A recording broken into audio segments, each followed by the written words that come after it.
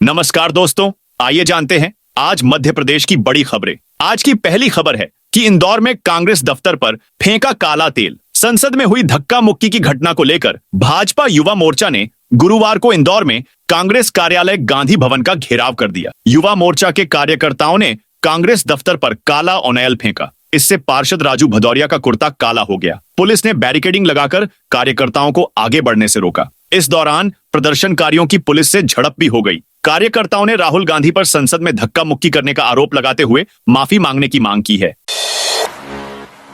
शाजापुर में क्रिसमस पर बच्चों को स्कूल नहीं पहनाएंगे। वेशभूषा। शाजापुर जिले के स्कूलों में माता पिता की अनुमति के बिना बच्चों को स्कूलों में कोई भी वेशभूषा नहीं पहनाई जाएगी। दिसंबर माह में क्रिसमस पर बच्चों को स्कूलों में सांता क्लॉज बनाया जाता है। सांता क्लॉज बनाए जाने का अभिभावकों ने कई बार विरोध किया है। इसको दृष्टिगत रखते हुए प्रदेश के बाल संरक्षण आयोग ने शिक्षा विभाग और कलेक्टरों को आदेश जारी किया है। आदेश में कहा गया है कि सांता क्लॉज या अन्य कोई और वेशभूषा पहनाने के लिए अभिभावकों को लिखित अनुमति लेनी जरूरी होगी। यह आदेश मध्य प्रदेश बाल अधिकारी संरक्षण आयोग की ओर से 12 दिसंबर 2024 को जारी किया गया है।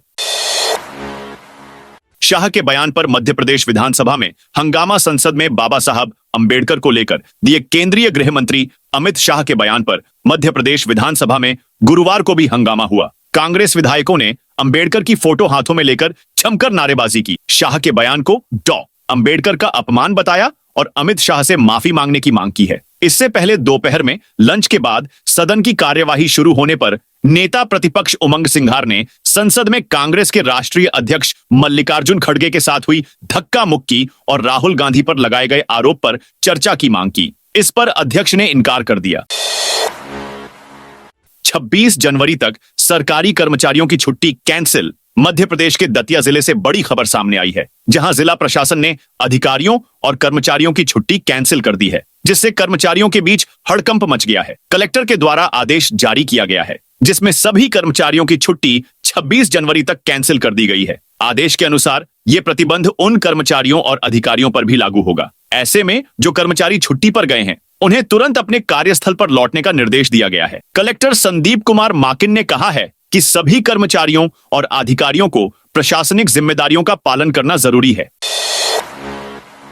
महाकुंभ के लिए एमपी से एक और स्पेशल ट्रेन का ऐलान। मध्य प्रदेश से प्रयागराज के महाकुंभ में शामिल होने वाले श्रद्धालुओं के लिए रेलवे ने एक और स्पेशल ट्रेन का ऐलान किया है। यह ट्रेन इंदौर जिले के आंबेडकर नगर स्टेशन से चलकर और उत्तर प्रदेश के बलिया पहुंचेगी। वहीं से ही इंदौर के लिए वापसी करेगी। इसके अलावा पश्चिम रेलवे ने यात्रियों की भीड़ को समायोजित करने के लिए 7 अन्य ट्रेनों की भी घोषणा की है। इनमें से 4 ट्रेनें एमपी के मुख्य स्टेशनों से होकर गुजरेंगी। 5वीं और 8वीं बोर्ड का टाइम टेबल जारी। मध्य प्रदेश बोर्ड के अंतर्गत आने वाले स्कूलों में पढ़ने वाले छात्रों के लिए बड़ी खबर है। एमपी बोर्ड ने कक्षा 5वीं और 8वीं के छात्रों के लिए वार्षिक परीक्षा का टाइम टेबल जारी कर दिया है। यह परीक्षा अगले साल 24 फरवरी से शुरू होकर 5 मार्च तक चलेगी। परीक्षा का समय दोपहर 2 बजे से शाम 4:30 तक होगा। एमपी बोर्ड ने बताया कि यह टाइम टेबल राज्य के सभी शासकीय, मान्यता प्राप्त अशासकीय, अनुदान प्राप्त शालाओं, डाइस कोड प्राप्त मदरसों के लिए एक समान रहेगा।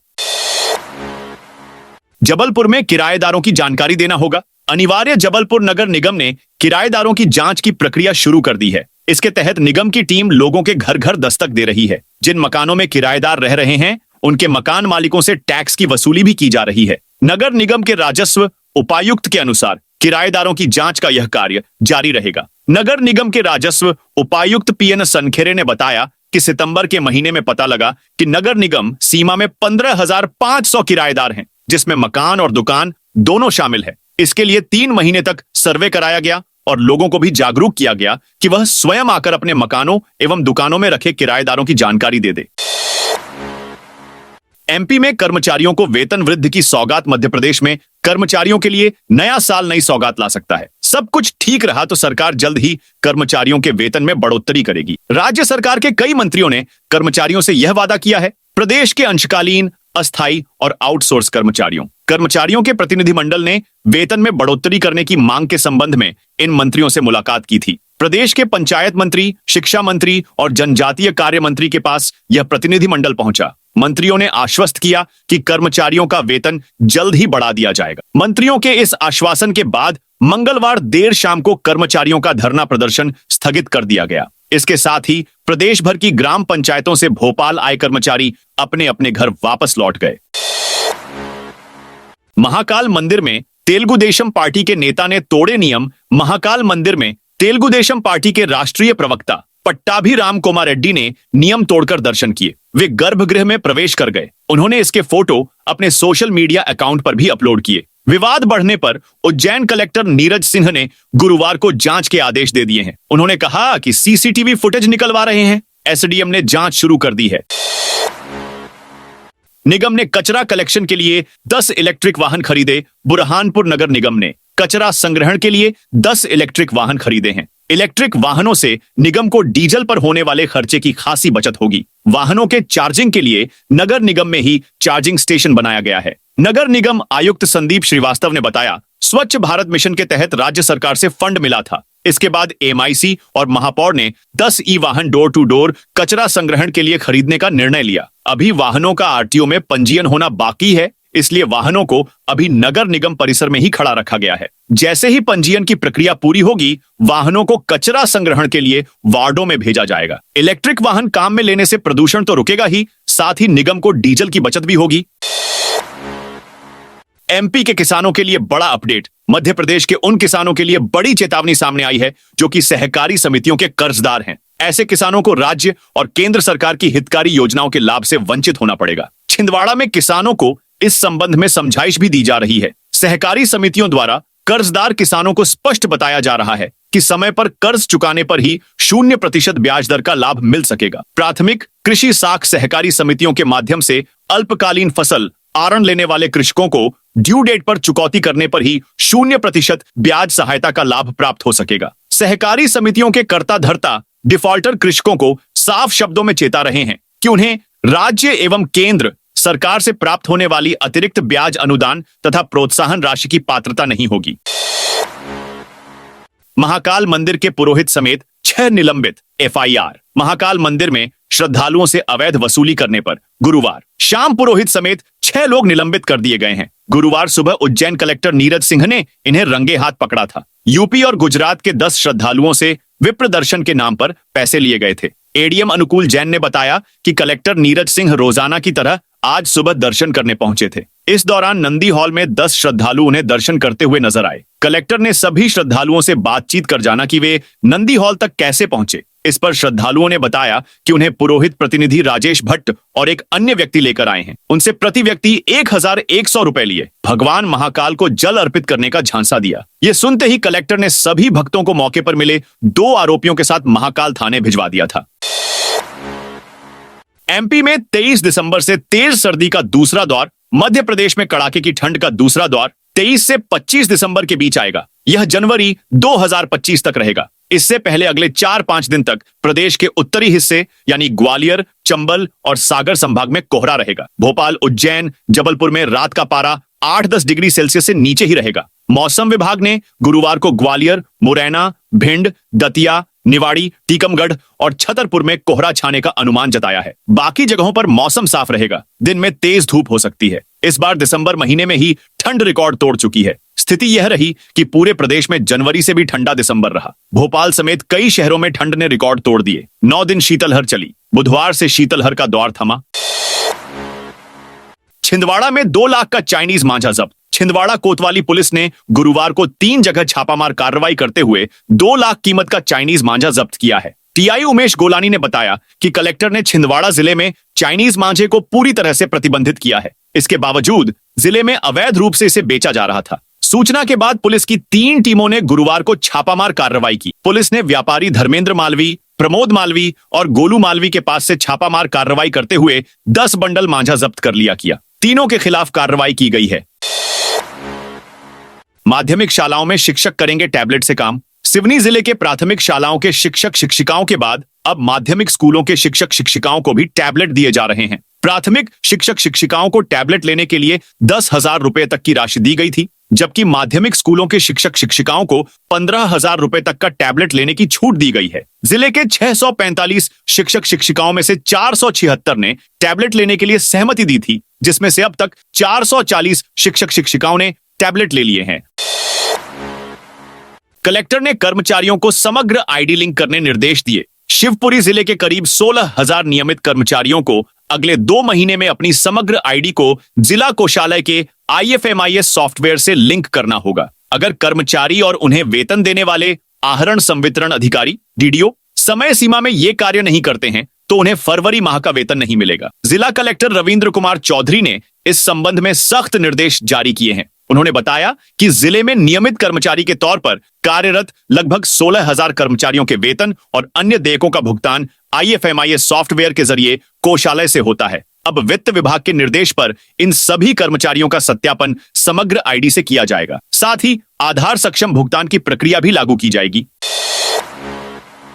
महाकाल मंदिर परिसर में बिना अनुमति कमरे बनवाए फिर तुड़वाए महाकालेश्वर ज्योतिर्लिंग के प्रशासक पर आर्थिक अनियमितता के आरोप लगे हैं। इस मामले में श्री महाकालेश्वर मंदिर प्रबंध समिति के अध्यक्ष व कलेक्टर ने मंदिर के प्रशासक को नोटिस भी जारी किया है। इसमें उन्हें 3 दिन में जवाब देना था। प्रशासक ने अपना जवाब दे दिया है। कलेक्टर के अनुसार प्रशासक ने शीघ्र दर्शन के नीचे प्रतीक्षा हॉल में 3 कमरों का निर्माण करवाया था। इसमें निर्माण नियमों की अनदेखी सामने आई है। साथ ही दानदाताओं के दान का दुरुपयोग किया गया है। बाद में इन कमरों को तुड़वा भी दिया।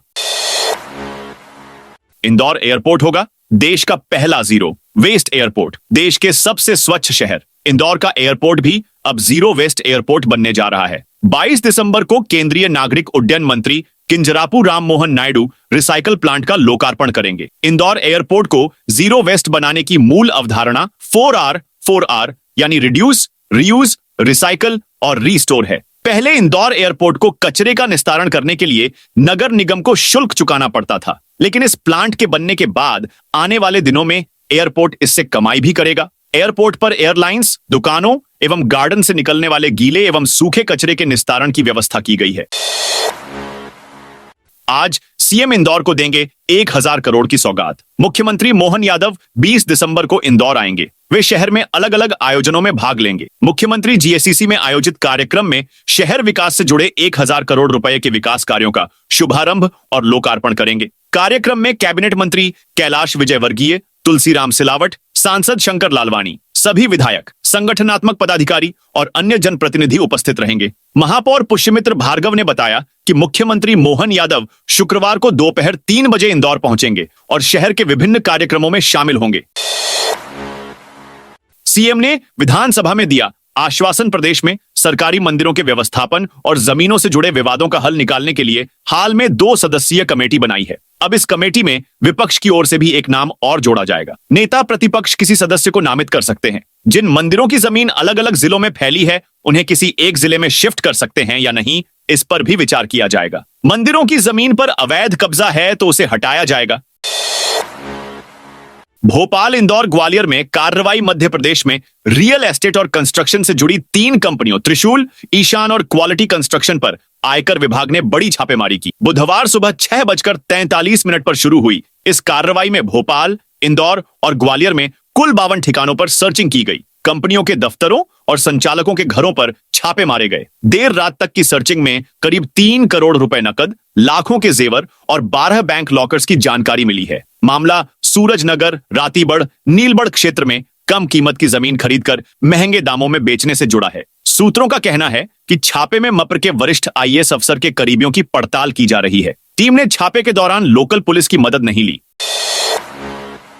सोयाबीन खरीदी में लापरवाही पर किसानों का आक्रोश। राजगढ़ जिले में समर्थन मूल्य पर सोयाबीन खरीदी के दौरान किसानों को लगातार अव्यवस्थाओं का सामना करना पड़ रहा है। बेड़ा का पूरा स्थित खरीदी केंद्र पर 3 दिनों से सोयाबीन की तुलाई ठप होने से नाराज किसानों ने बुधवार को हंगामा कर दिया। किसानों का आरोप था कि बिजली की अनुपलब्धता और अन्य अनियमितताओं के कारण उनकी उपज तौली नहीं जा रही है, जिससे उनका कीमती समय और मेहनत बर्बाद हो रही है। जब इस समस्या की जानकारी पूर्व विधायक हेमराज कल्पोनी को मिली तो वे तुरंत मौके पर पहुंचे और केंद्र प्रभारी से जवाब तलब किया। इंदौर से दिल्ली के लिए नई flight. Devi Ahilyabai international airport से 20 दिसंबर से दिल्ली की नई फ्लाइट शुरू होगी। इससे पहले 15 दिसंबर से कोलकाता की एक अतिरिक्त फ्लाइट शुरू हो चुकी है। दिसंबर में दिल्ली और कोलकाता के लिए 2 नए रूट पर फ्लाइट शुरू हुई है। 15 जनवरी से हैदराबाद के लिए नई फ्लाइट का संचालन होगा। चौड़ा होगा 2 राज्यों के बीच का हाईवे। मध्य प्रदेश में कई 4 लेन, 6 लेन बनाए जा रहे हैं। इनमें कई अंतरराज्यीय मार्ग भी हैं, जिन्हें संकरी सड़क से चौड़ी रोडों में बदला जा रहा है। इसी क्रम में नेशनल हाईवे 543 की भी तस्वीर बदली जा रही है। दो राज्यों को जोड़ने वाले इस एनएच को भी चौड़ा किया जा रहा है। केंद्र सरकार ने मध्य प्रदेश से गुजरने वाले इस राष्ट्रीय राजमार्ग के शहडोल सागरटोला खंड को पेव्ड शोल्डर के साथ 2 लेन में अपग्रेड करने के लिए मंजूरी दी है। 852 करोड़ रुपए का यह प्रोजेक्ट जल्द पूरा करने की कवायद की जा रही है। हालांकि नेशनल हाईवे 543 अपग्रेड करने में कई अड़चनें भी आ रही हैं। प्रोजेक्ट के लिए कई किसानों की जमीनें ली गईं, जिनमें से कई लोग अभी भी मुआवजा के लिए इधर उधर भटक रहे हैं। इधर आमजन इस प्रोजेक्ट के जल्द पूरा होने का बेसब्री से इंतजार कर रहे हैं। नेशनल हाईवे 543 को चौड़ा करने से एमपी और महाराष्ट्र के लोगों के लिए रोड का सफर बेहद आसान हो जाएगा। तो दोस्तों, यह थी आज मध्य प्रदेश की बड़ी खबरें। आप इस वीडियो को कौन से जिले देख रहे हैं,